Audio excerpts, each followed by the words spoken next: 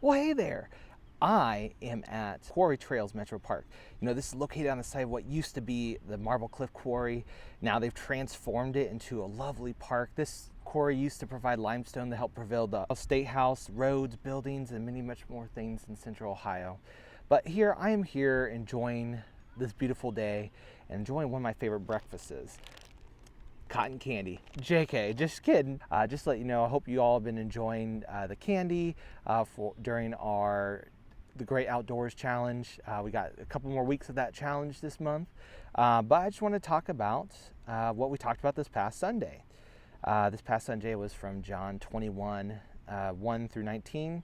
So while I enjoy some cotton candy, let's talk about the story. The Passover festival was over, so the disciples made their way back home to Galilee, and they just did what was natural. They went fishing.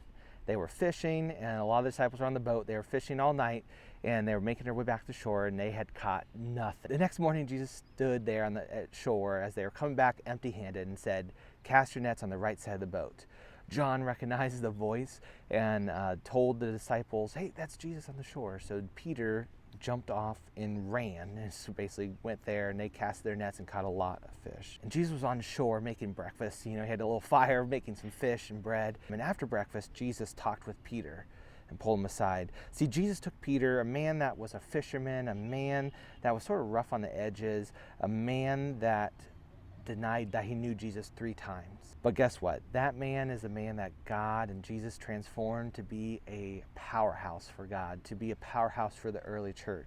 I love coming to this park. I love seeing God's work. I love seeing rocks. I love seeing just how someone could take something that, looked like nothing could be used, like an empty quarry, and transform into a lovely park. Now for us, we can know that God wants to use us for a purpose to glorify Him. We just need to be willing and trust and obey, just like Peter was, that he humbled himself and realized that he messed up, and God took him still. No matter where he was, God took him and used him to glorify Him. In the same way, we can do the same thing. Now Bailey sat down, and these last couple of weeks has been saying like, "Hey, when I'm an adult like you," but we kept on the reminder, you don't have to be an adult to do great things for God. God can use you to spread the gospel message. God can use you to love on others. God can use you to teach others. God can use you as a kid as well as an adult. So that's what we learned. We learned about Peter being called to be the shepherd of the sheep, basically to lead the early church at that time, and to basically Jesus transforming him from that rough man that denied Jesus 3 times to a man that was a powerhouse for God. So you can always go on our website. There's a little devotion for you all to enjoy as a family to help you dive deeper into that in the John chapter 21.